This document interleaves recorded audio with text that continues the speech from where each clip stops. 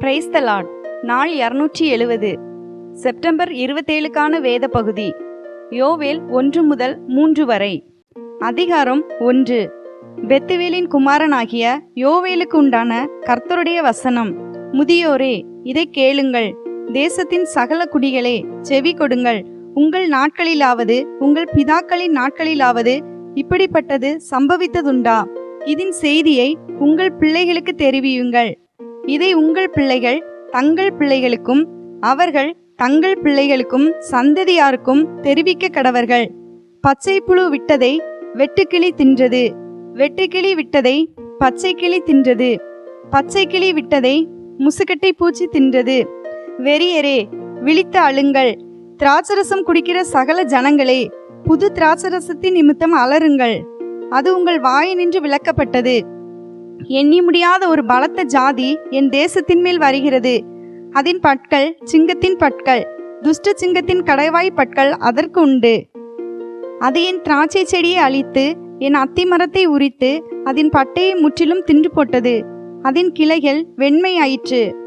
தன் பாலிய வயதின் புருஷனுக்காக ரெட்டுடுத்திருக்கிற பெண்ணை போல புலம்பு.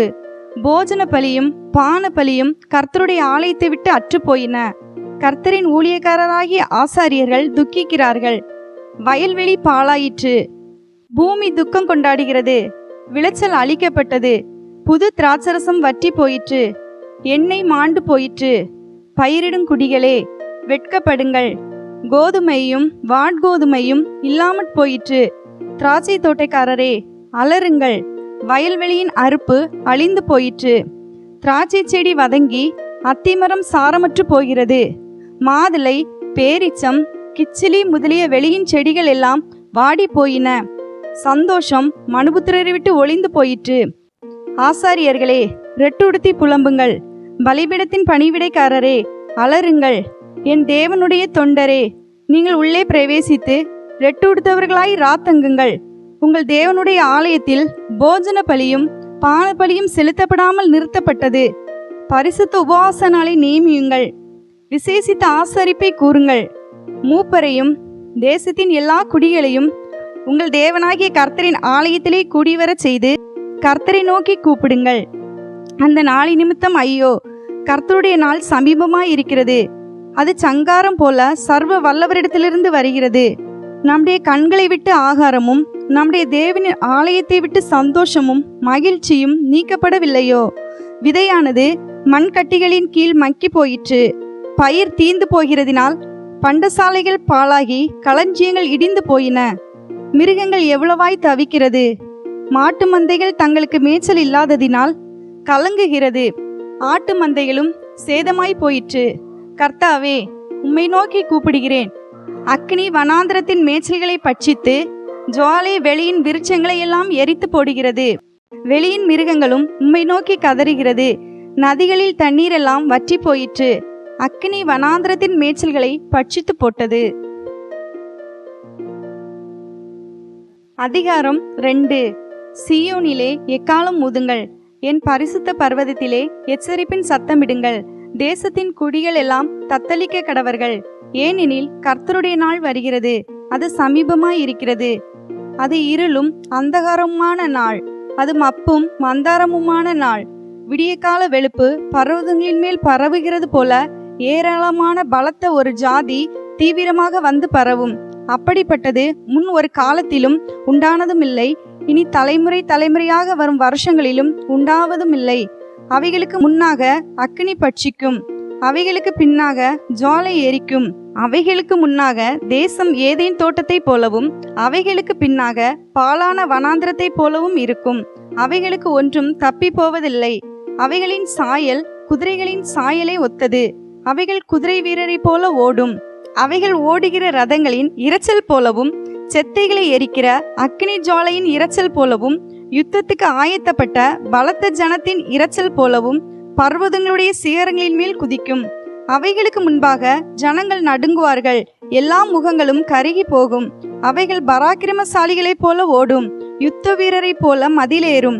வரிசைகள் பிசகாமல் ஒவ்வொன்றும் தன் தன் அணியிலே செல்லும். ஒன்றை ஒன்று நெருக்காது, ஒவ்வொன்றும் தன் தன் பாதையிலே செல்லும். அவைகள் ஆயுதங்களுக்குள் விழுந்தாலும் காயம்படாமற் போகும். அவைகள் பட்டணம் எங்கும் செல்லும், மதிலின் மேல் ஓடும், வீடுகளின் மேல் ஏறும், பலகனி வழியாய் திருடனை போல உள்ளே நுழையும். அவைகளுக்கு முன்பாக பூமி அதிரும், வானங்கள் அசையும், சூரியனும் சந்திரனும் இருண்டு போகும், நட்சத்திரங்கள் ஒளி மழுங்கும். கர்த்தர் தமது சேனைக்கு முன் சத்தமிடுவார். அவருடைய பாளையம் மகா பெரிது, அவருடைய வார்த்தையின்படி செய்கிறதற்கு வல்லமை உள்ளது. கர்த்தருடைய நாள் பெரிதும் மகா பயங்கரமாய் இருக்கும், அதை சகிக்கிறவன் யார்? ஆதலால் நீங்கள் இப்பொழுதே உபவாசத்தோடும் அழுகையோடும் புலம்பலோடும் உங்கள் முழு இருதயத்தோடும் என்னிடத்தில் திரும்புங்கள் என்று கர்த்தர் சொல்லுகிறார். நீங்கள் உங்கள் வஸ்திரங்களை அல்ல, உங்கள் இருதயங்களை கிழித்து உங்கள் தேவனாகிய கர்த்தரிடத்தில் திரும்புங்கள். அவர் இரக்கமும் மன உருக்கமும் நீடிய சாந்தமும் மிகுந்த கிருபையும் உள்ளவர். அவர் தீங்குக்கு மனஸ்தாபப்படுகிறவருமாய் இருக்கிறார். ஒருவேளை அவர் திரும்பி மனஸ்தாபப்பட்டு உங்கள் தேவனாகிய கர்த்தருக்கு போஜன பலிகளையும் பான பலிகளையும் செலுத்துகிறதற்கான ஆசீர்வாதத்தை தந்தருளுவார். சீயோனிலே எக்காலம் ஊதுங்கள், பரிசுத்த உபவாச நாளை நியமியுங்கள், விசேஷித்த ஆசரிப்பை கூறுங்கள், ஜனத்தை கூட்டுங்கள், சபையை பரிசுத்தப்படுத்துங்கள், முதியோரை சேருங்கள், பிள்ளைகளையும் பாலுணிகிற குழந்தைகளையும் கூட்டுங்கள். மணவாளன் தன் அறையையும் மணவாட்டி தன் மறைவையும் விட்டு புறப்படுவார்களாக. கர்த்தரின் பணிவிடைக்காரராகிய ஆசாரியர்கள் மண்டபத்துக்கும் பலிபீடத்துக்கும் நடுவே அழுது, கர்த்தாவே, நீர் உமது ஜனத்தை தப்பவிட்டு புறஜாதிகள் அவர்களை பழிக்கும் நிந்தைக்கு உமது சுதந்திரத்தை ஒப்புக்கொடாதிரும். உங்கள் தேவன் எங்கே என்று புறஜாதிகளுக்குள்ளே சொல்லப்படுவானேன் என்பார்களாக. அப்பொழுது கர்த்தர் தமது தேசத்துக்காக வைராக்கியம் கொண்டு தமது ஜனத்தை கடாட்சிப்பார். கர்த்தர் மறுமொழி கொடுத்து தமது ஜனத்தை நோக்கி, இதோ நான் உங்களை இனி புறஜாதிகளுக்குள்ளே நிந்தையாக வைக்காமல் உங்களுக்கு தானியத்தையும் திராட்சரசத்தையும் எண்ணெயும் கொடுத்தேன், நீங்கள் அதனால் திருப்தியாவீர்கள். வடதிசை சேனையை உங்களுக்கு தூரமாக விலக்கி அதன் முன் தண்டு கீழ்கடலுக்கும் அதன் பின் தண்டு மேற்கடலுக்கும் நேராக அதை வறட்சியும் பாலுமான தேசத்துக்கு துரத்தி விடுவேன். அங்கே அதன் நாற்றம் எழும்பி அதன் துர்க்கந்தம் வீசும். அது பெரிய காரியங்களை செய்தது. தேசமே, பயப்படாதே, மகிழ்ந்து களிகூறு, கர்த்தர் பெரிய காரியங்களை செய்வார். வெளியின் மிருகங்களே, பயப்படாதையுங்கள். வனாந்திரத்திலே மேய்ச்சல்கள் உண்டாகும், விருட்சங்கள் காய்களை காய்க்கும், அத்திமரமும் திராட்சை செடியும் பலனை தரும். சீயோன் குமாரரே, உங்கள் தேவனாகிய கர்த்தருக்குள் மகிழ்ந்து களி கூறுங்கள். அவர் தக்கபடி உங்களுக்கு முன்மாரியை கொடுத்து உங்களுக்கு முன்மாரியையும் பின்மாரியையும் ஏற்கனவே வர்ஷிக்க பண்ணுவார். களங்கள் தானியத்தால் நிரம்பும், ஆலைகளில் திராட்சரசமும் எண்ணெயும் வழிந்தோடும். நான் உங்களிடத்தில் அனுப்பின என் பெரிய சேனையாகிய வெட்டுக்கிளிகளும் பச்சை கிளிகளும் முசுக்கட்டை பூச்சிகளும் பச்சை புழுக்களும் பட்சித்த வருஷங்களின் விளைவை உங்களுக்கு திரும்ப அளிப்பேன். நீங்கள் சம்பூர்ணமாக சாப்பிட்டு திருப்தியடைந்து உங்களை அதிசயமாய் நடத்தி வந்த உங்கள் தேவனாகிய கர்த்தருடைய நாமத்தை துதிப்பீர்கள். என் ஜனங்கள் ஒருபோதும் வெட்கப்பட்டு போவதில்லை. நான் இஸ்ரவேலின் நடுவில் இருக்கிறவர் என்றும் நானே உங்கள் தேவனாகிய கர்த்தர், வேறொருவர் இல்லை என்றும் அறிந்து கொள்வீர்கள். என் ஜனங்கள் ஒருபோதும் வெட்கப்பட்டு போவதில்லை. அதற்கு பின்பு நான் மாம்சமான யாவர் மேலும் என் ஆவியை ஊற்றுவேன். அப்பொழுது உங்கள் குமாரரும் உங்கள் குமாரத்திகளும் தீர்க்க தரிசனம் சொல்லுவார்கள். உங்கள் மூப்பர் சொப்பனங்களையும் உங்கள் வாலிபர் தரிசனங்களையும் காண்பார்கள். ஊழியக்காரர் மேலும் ஊழியக்காரிகள் மேலும் அந்நாட்களில் என் ஆவியை ஊற்றுவேன். வானத்திலும் பூமியிலும் இரத்தம் அக்கினி புகை ஸ்தம்பமாகிய அதிசயங்களை காட்டுவேன். கர்த்தருடைய பெரிதும் பயங்கரமான நாள் வருமுன்னே சூரியன் இருளாகவும் சந்திரன் இரத்தமாகவும் மாறும். அப்பொழுது கர்த்தருடைய நாமத்தை தொழுது கொள்கிறவன் எவனோ அவன் ரட்சிக்கப்படுவான்.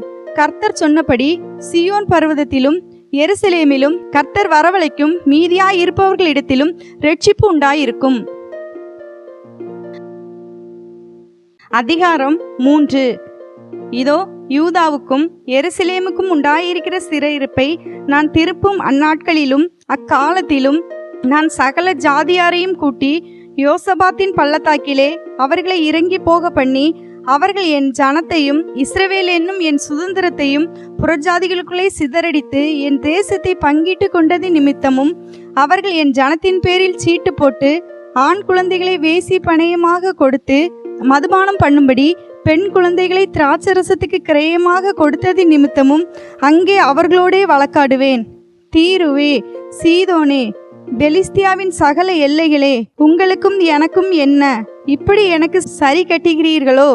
இப்படி எனக்கு சரி கட்டுவீர்களாகில் நான் தாமதமின்றி அதிசீக்கிரமாய் நீங்கள் சரி கட்டுகிறதை உங்கள் தலையின் மேல் திரும்பும்படி செய்வேன்.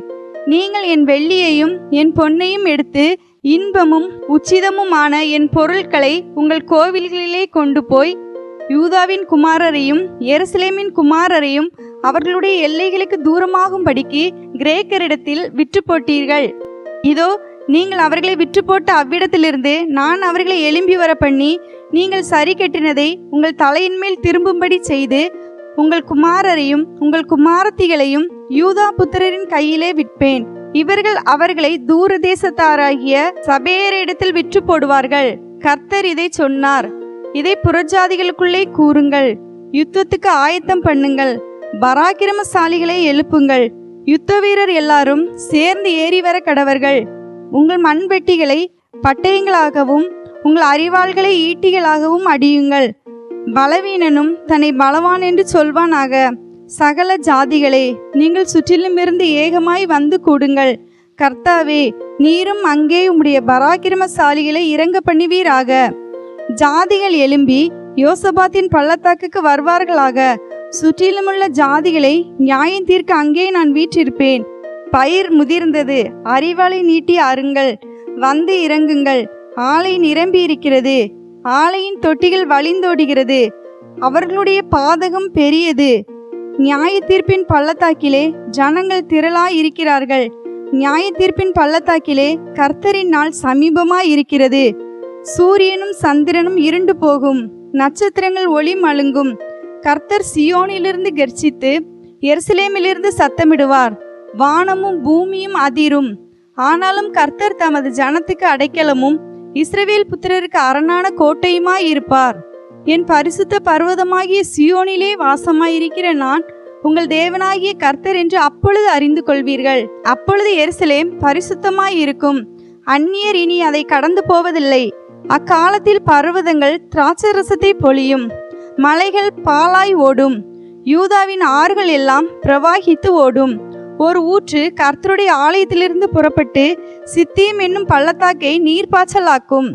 யூதா புத்திரரின் தேசத்திலே குற்றமில்லாத இரத்தத்தை சிந்தி அவர்களுக்கு செய்த கொடுமை நிமித்தம் எகிப்து பாலாய் போகும். ஏதோம் பாலான வனாந்தரமாகும். ஆனால் யூதாவோ சதா காலமாகவும் எருசலேம் தலைமுறை தலைமுறையாகவும் குடியேற்றப்பட்டிருக்கும். நான் தண்டியாமல் விட்டிருந்த அவர்களுடைய இரத்த பலியை தண்டியாமல் விடேன். கர்த்தர் சியோனிலே வாசமாய் இருக்கிறார். இன்றைய நாளுக்கான வேத பகுதி வாசித்து முடிந்தாயிற்று. கர்த்தருக்கே மகிமை உண்டாவதாக. ஆமேன். இன்றைய நாளுக்கான வேத பகுதியிலிருந்து ஒரு கேள்வி. எது இருண்டு போகும்? இன்றைய நாளுக்கான வாக்குத்தத்தம் யோவேல் 2:26. என் ஜனங்கள் ஒருபோதும் வெட்கப்பட்டு போவதில்லை. இந்த வாக்குத்தத்த வசனத்தின்படி கர்த்தர் நம்மை ஆசீர்வதிப்பாராக. ஆமேன்.